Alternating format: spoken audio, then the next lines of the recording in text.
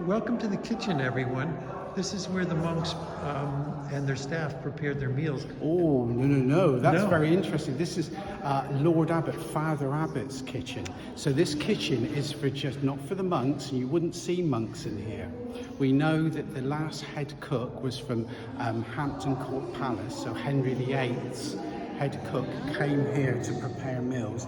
This is preparing meals of the finest food, that'd be the finest food in the land. And it's for people like yourselves, rich and noble visitors and pilgrims, not for the monks. That's monks very had a separate kind. kitchen. Monks had a separate kitchen. Yeah, amazing food is prepared here.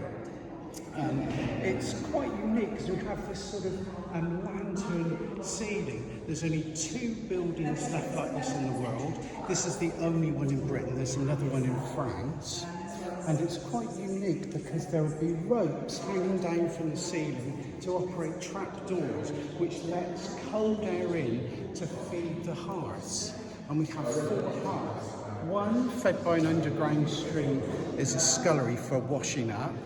One is soups, stews and pottages. So those very severe looking iron implements aren't for torture, they're actually for temperature control. And you sort of, it begins to burn, you just move it up the rack. Oh, that's what the hooks are for. Obviously what you can see, if you could see in the corner. We saw it they're roasting earlier. meat. Yeah, basically, if it moved, they ate it.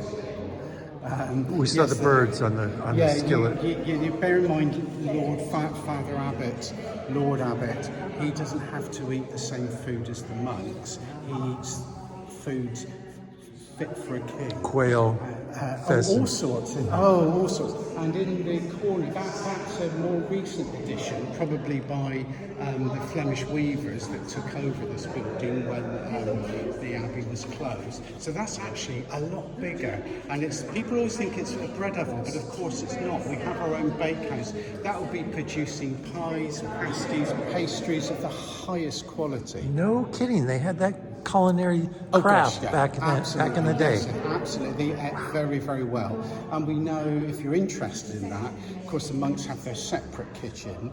The monks like their food, and they did try and bend the rules a bit. You probably know Benedictine monks have 2 meals a day, predominantly vegetarian. But we know they like to bend the rules. So this is Glastonbury's on an island. It's surrounded by water and things, and we have our own fish ponds. But there are a lot of native beavers here, and we know that the monks ate a lot of beavers. Wow. Because they argue that beavers swim in the water. Hey, they're fish.